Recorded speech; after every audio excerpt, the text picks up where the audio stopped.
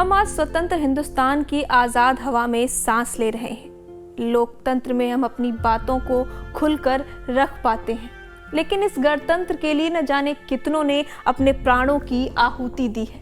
कईयों ने अंग्रेजी हुकूमत की प्रताड़ना सही, अत्याचार के खिलाफ कई आंदोलन चलाए गए। हिंदुस्तानियों में आज़ाद भारत के ख्वाब का अलख जगाने की कोशिश की गई। गोरों के लिए देश के कोने कोने में विद्रोह की ज्वाला उठी। कई आंदोलनों को जलाया गया तो कईयों ने भारत के भविष्य को नई दिशा दी। आज हम ऐसी ही घटनाओं के बारे में बात करेंगे जिन्होंने भारत की आज़ादी में अहम किरदार निभाया है। जय हिंद दोस्तों, मेरा नाम महिमा सिंह है और आप मुझे देख रहे हैं लाइव टाइम्स पर।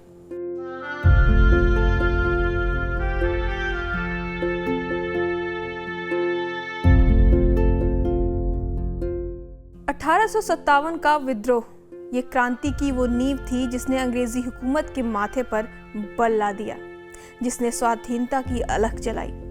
इस विद्रोह को हिंदुस्तान का पहला स्वतंत्रता संग्राम और सिपाही विद्रोह का नाम दिया गया। सिपाही विद्रोह इसलिए क्योंकि मंगल पांडे अंग्रेजी सेना का हिस्सा थे और उन्होंने गलत नियमों को लेकर बगावत की। बंदूक की गोली पर छिड़ा ये संग्राम सीधे अंग्रेजी हुकूमत के सिंहासन पर जाकर लगा। ये विद्रोह हुआ था 10 मई 1857 को। पहले बंदूक में गोली भरने के लिए कारतूस को दांत से खोलना होता था।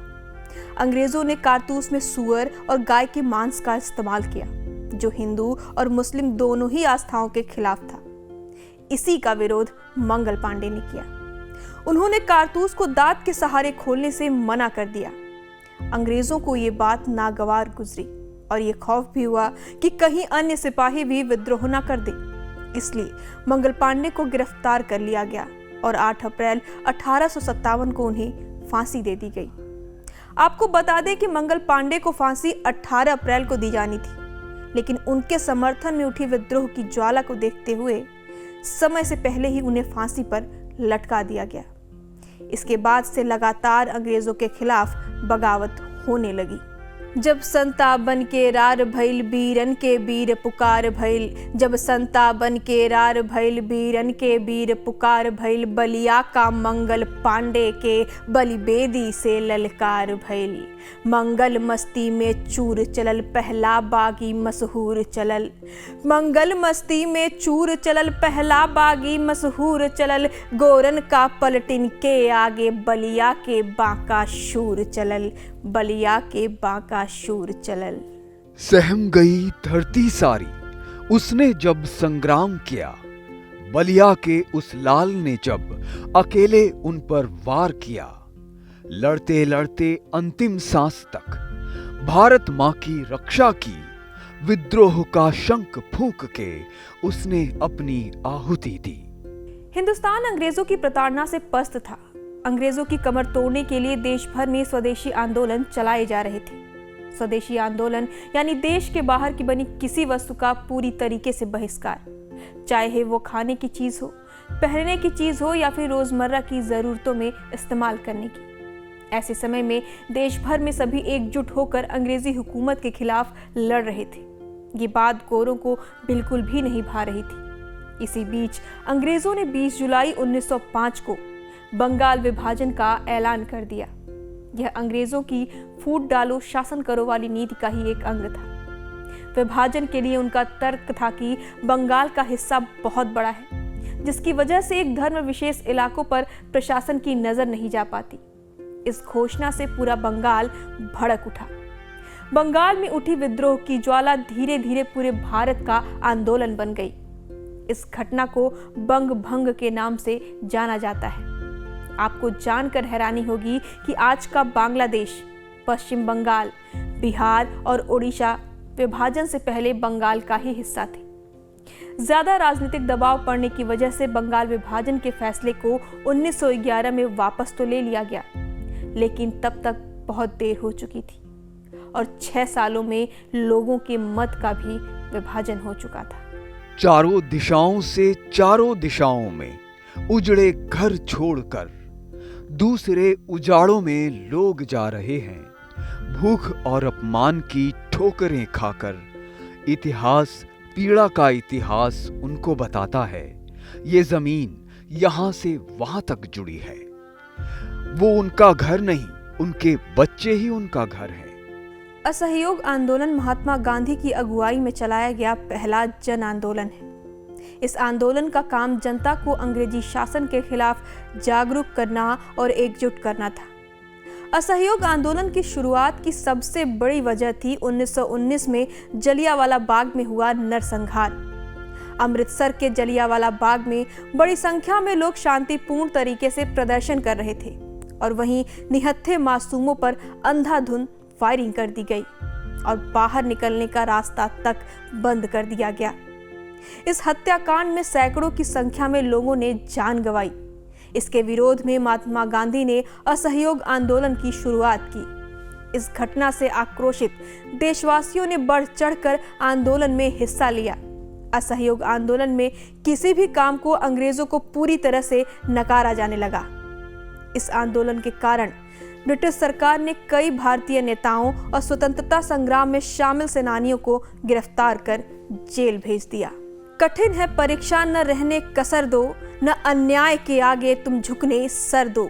गवाओं न गौरव ने भाव भर दो, हुई जाति बेपर है तुम इसको पर दो। असहयोग कर दो, असहयोग कर दो। मनाते हो घर घर खिलाफत का मातम, अभी दिल में ताजा है पंजाब का गम। तुम्हें देखता है खुदा और आलम, यही ऐसे जख्मों का है एक मरहम। असहयोग कर दो, असहयोग कर दो। चौरी चौरा कांड, ये वो घटना है जो गांधी जी के असहयोग आंदोलन के समय में हुई और इसी से आहत होकर बापू ने अपना आंदोलन वापस ले लिया था। असहयोग आंदोलन के समर्थन में 4 फरवरी 1922 को लोगों ने इस संकल्प के साथ जत्था निकाला कि अंग्रेजों की किसी प्रताड़ना के सामने वो नहीं झुकेंगे। गोरखपुर के पास चौरी चौरा में जब नारेबाजी करते हुए प्रदर्शनकारी पहुंचे तो उन्हें दरोगा ने रोकने की कोशिश की। धीरे धीरे बहस बढ़ती गई जिससे माहौल गर्म हो गया। इसके बाद पुलिस ने फायरिंग कर दी। फायरिंग करना था कि भीड़ और उग्र हो गई। इसके जवाब में दरोगा और सिपाहियों ने अंधाधुंध फायरिंग की। इस फायरिंग में 10 स्वतंत्रता सेनानी मारे गए। करीब 1000 की संख्या में मौजूद भीड़ इस हमले से पूरी तरह आक्रामक हो गई और भीड़ ने इकट्ठा होकर पूरे थाने में आग लगा दी। इस हादसे में तकरीबन 23 पुलिसकर्मी जलकर मर गए। इस घटना से आहत होकर महात्मा गांधी ने असहयोग आंदोलन को स्थगित कर दिया।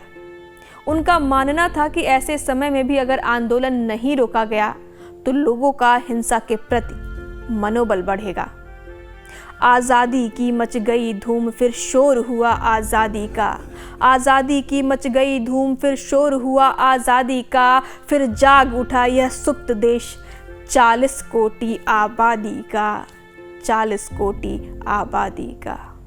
लाखों बलिदान ले चुकी है, आजादी आने वाली है। अब देर नहीं रह गई तनिक, काली का खप्पर खाली है। पीछे है सृजन, त्रिशूल हाथ में लेता प्रथम कपाली है अंत भला सो हाथ आज आई अपनी ही पाली है। चौरी चौरा कांड के बाद बापू ने असहयोग आंदोलन वापस ले लिया था, जिससे युवा क्रांतिकारियों में ज्यादा निराशा थी। कई युवाओं ने नए संगठनों को बनाया, लेकिन समय के साथ साथ आज़ादी के लिए संघर्ष कर रहे देशभक्तों के पास संसाधनों की कमी होने लगी। उन्हें गुस्सा आ रहा था कि अंग्रेज उन्हें लूटकर अपने खजाने भर रहे हैं। अंग्रेजों को सबक सिखाने के लिए क्रांतिकारियों ने सरकारी खजाने को ही लूटने की योजना बनाई। इसके लिए काकोरी को चुना गया, क्योंकि ये लखनऊ से कुछ किलोमीटर की दूरी पर बहुत ही छोटा स्टेशन था और यहाँ से खजाना निकालना आसान था। राम प्रसाद बिस्मिल की अगुवाई में ट्रेन लूटने का प्लान बना। 9 सेनानी राजेंद्र लाहिड़ी, रोशन सिंह, सचिंद्र बख्शी, अशफाकुल्ला खां, मुकुंदी लाल, मनमनाथ गुप्त, मुरारी शर्मा, बनवारी लाल और चंद्रशेखर आजाद ने इस घटना को अंजाम दिया। 1 अगस्त 1925 को अंग्रेजों के लिए ले जाए जा रहे सरकारी खजाने को लूट लिया गया। इस घटना को काकोरी कांड का नाम दिया गया। अखबारों ने इसे प्रमुखता से छापा और राम प्रसाद बिस्मिल की टीम देश भर के लिए हीरो बन गई। लोग इस बात से प्रभावित हुए कि स्वतंत्रता सेनानियों का मकसद किसी को नुकसान पहुंचाना नहीं, बल्कि अपने हक को वापस लेना है। लूट के बाद अंग्रेज इस कदर बौखला गए कि आनन फानन में गिरफ्तारी की जाने लगी। घटना में सिर्फ 10 लोग शामिल थे, लेकिन 40 से भी ज्यादा लोगों को हिरासत में लिया गया। 10 में से 2 लोग सरकारी गवाह बन गए, 7 को फांसी दे दी गई और एक कभी भी अंग्रेजी हुक्मरान के हाथ नहीं लगे, और वो थे चंद्रशेखर आजाद। भारत माँ के अमर सपूतों, पथ पर आगे बढ़ते जाना, पर्वत नदियाँ और समंदर हंसकर पार सभी कर जाना। तुम में हिमगिरी की ऊंचाई, सागर जैसी गहराई है, लहरों की मस्ती और सूरज जैसी तरुणाई है तुम में। भगत सिंह, राणा प्रताप का बहता रक्त तुम्हारे तन में, गौतम गांधी, महावीर सा रहता सत्य तुम्हारे मन में। संकट आया जब धरती पर तुमने भीषण संग्राम किया, मार भगाया दुश्मन को फिर जग में अपना नाम किया। आने वाले नए विश्व में तुम भी कुछ करके दिखाना, भारत के उन्नत ललाट को जग में ऊंचा और उठाना। अंग्रेजों ने भारत में नमक बनाने पर प्रतिबंध लगा दिया था। नमक बनाना गैर कानूनी था। ये हक सिर्फ गोरी सरकार के पास था, जिसकी वजह से जनता के लिए रोजमर्रा की जिंदगी में अंग्रेजों पर निर्भर रहना पड़ता। इस कानून के विरोध में राष्ट्रपिता महात्मा गांधी की अगुवाई में सविनय अवज्ञा आंदोलन की शुरुआत की गई, जिसका मकसद था नमक के कानून को तोड़ना। गांधी जी ने आंदोलन की शुरुआत अहमदाबाद के साबरमती आश्रम से की। 12 मार्च को अपने साथियों के साथ बापू 385 किलोमीटर दूर समुद्र तट पर मौजूद दांडी गांव के लिए रवाना हुए।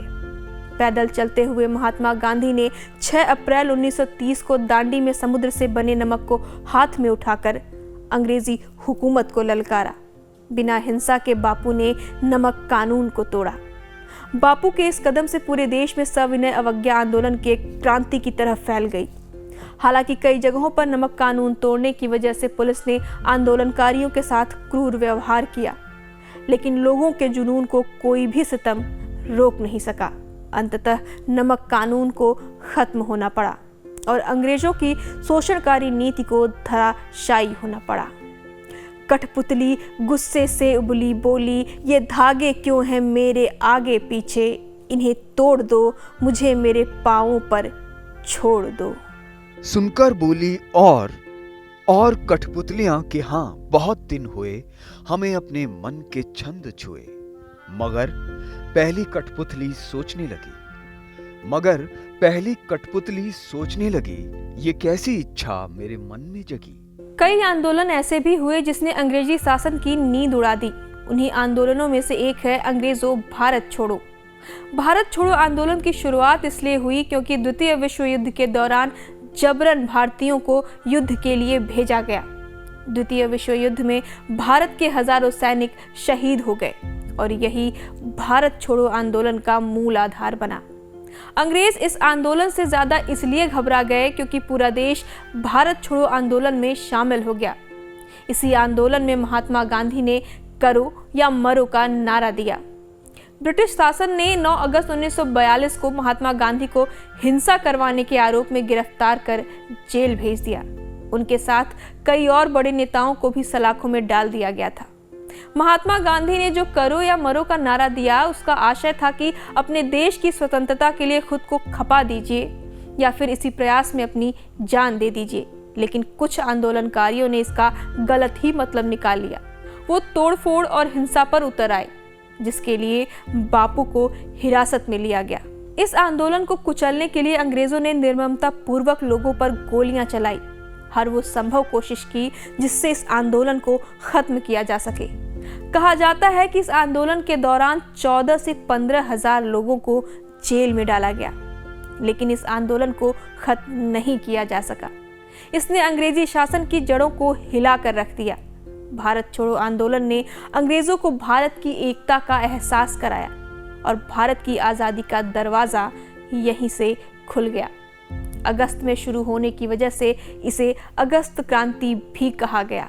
सरफरोशी की तमन्ना अब हमारे दिल में है, देखना है जोर कितना बाजुए कातिल में है। ऐ शहीदे मुल्क ओ मिल्लत में तेरे ऊपर निसार, ले तेरी हिम्मत का चर्चा गैर की महफिल में है।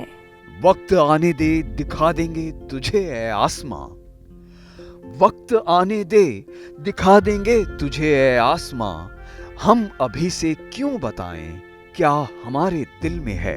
अब न अगले वलवले हैं और न वो अरमां की भीड़, सिर्फ मिट जाने की एक हसरत दिले बिस्मिल में है। स्वतंत्रता हमें इतनी आसानी से नहीं मिली है। हमारे पूर्वजों ने दिन रात एक करके न जाने कितने संघर्षों के बाद हिंदुस्तान को आज़ाद कराया है। हम अत्याचार की कहानियां सुनकर सिर्फ कल्पना ही कर सकते हैं, लेकिन हमारे उन लोगों ने इस संघर्ष को अपने जीवन का हिस्सा बनाया। इस पीड़ा को जीकर हमें गणतंत्र भारत की सौगात दी है। हमें हमेशा अपने पूर्वजों का धन्यवाद करना चाहिए और उनके त्याग को याद रखना चाहिए। उम्मीद करती हूँ कि आपको स्वतंत्रता के सफ़र पर चलकर अपने इतिहास पर गौरव महसूस हुआ होगा। हमारे साथ बने रहिए। जय हिंद।